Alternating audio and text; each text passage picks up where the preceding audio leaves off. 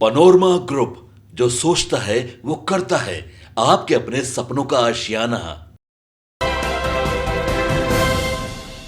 नमस्कार, city post में आपका स्वागत है। मैं हूं श्रीकांत प्रत्युष। सबकी नज़र 4 विधानसभा सीटों के लिए होने वाले उपचुनाव पर टिकी हुई है और सबसे दिलचस्प चुनाव को बना दिया है जाने माने चुनावी रणनीतिकार प्रशांत किशोर ने। प्रशांत किशोर की पार्टी जनसुराज सभी 4 सीटों पर चुनाव लड़ रही है।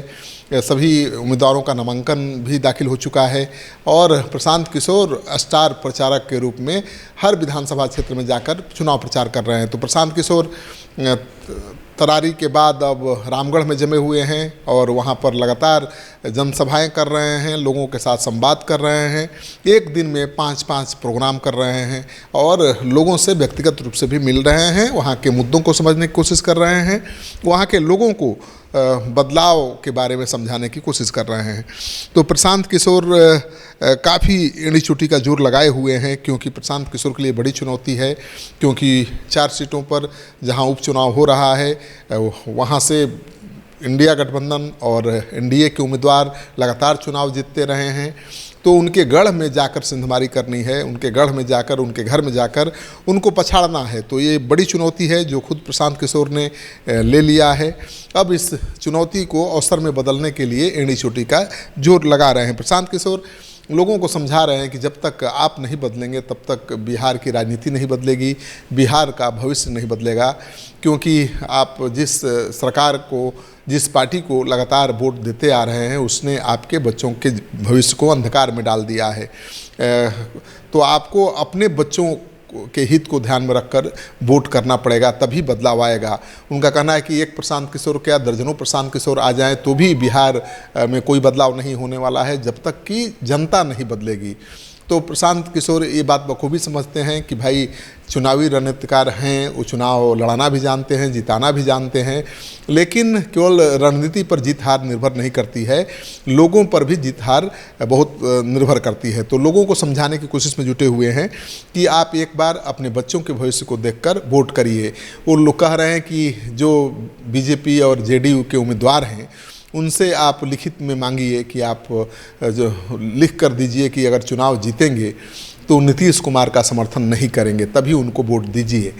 तो भला कहीं एनडीए गठबंधन का कोई उम्मीदवार कैसे लिख कर दे सकता है कि चुनाव जीतने के बाद हम नीतीश कुमार का समर्थन नहीं करेंगे?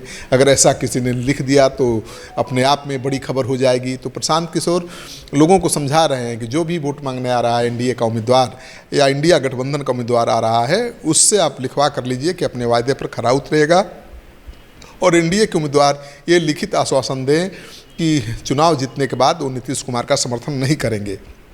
तो प्रशांत किशोर लगातार चुनाव प्रचार कर रहे हैं। उनका कहना है कि वो आंदोलन नहीं चला रहे हैं, वो अभियान चला रहे हैं, लोगों को जागरूक करने का अभियान चला रहे हैं, क्योंकि जब तक बिहार के लोग नहीं बदलेंगे, उनका वोट करने का पैटर्न नहीं बदलेगा, तब तक बिहार में कोई नेता, कोई प्रशांत किशोर बदलाव नहीं ला सकता है। अगर प्रशांत किशोर की बात लोगों की समझ में आ जाती है, जात मजहब के बंधन को तोड़कर अगर वो सही उम्मीदवार को चुनते हैं, वोट देते हैं, तो वाकई आगामी विधानसभा चुनाव जो होगा 2025 का काफ़ी दिलचस्प हो जाएगा।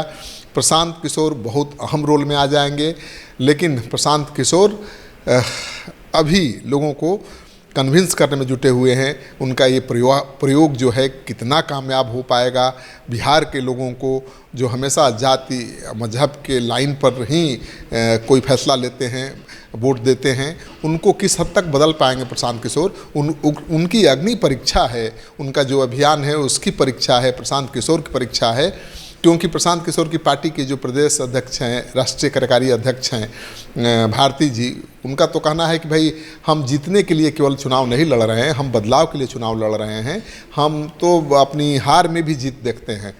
तो वो मान रहे हैं कि 4 में से किसी भी सीट पर जीतना बहुत आसान नहीं है, क्योंकि इन 4 सीटों पर 30-30 साल से एक ही पार्टी का कब्जा रहा है और उन सीटों पर 2 अक्टूबर को बनी हुई राजनीतिक दल अगर जीत जाती है तो बहुत बड़ी बात होगी। लेकिन प्रशांत किशोर की पार्टी को पूरा भरोसा है कि प्रशांत किशोर की रणनीतिक रंग लाएगी और चुनाव में उनकी पार्टी मजबूत तरीके से दस्तक देगी, अपना असर दिखाएगी। अगर वाकई प्रशांत किशोर चारों सीटों पर ठीक ठाक वोट ला पाते हैं या उनके उम्मीदवार भले न जीते दूसरे नंबर पर आ जाते हैं तो 2025 के चुनाव में प्रशांत किशोर सभी स्थापित राजनीतिक दलों के लिए एक बड़ी चुनौती बन सकते हैं। ये वीडियो आपको अच्छा लगे तो खूब शेयर करिए दोस्तों के साथ। अगर आपने अब तक हमारा चैनल सब्सक्राइब नहीं किया है तो कर लीजिए, क्योंकि कल से हम उन चुनाव क्षेत्रों में होंगे, प्रशांत किशोर के साथ होंगे, जो इंडिया और एनडीए गठबंधन के उम्मीदवार हैं उनके साथ कैंपेन को कवर करते नजर आएंगे और आपको सही खबर वहां जाकर देंगे कि कौन भारी पड़ रहा है, कौन चुनाव जीत रहा है, कौन मैदान से पहले ही चुनाव लड़ने के पहले ही बाहर हो गया है।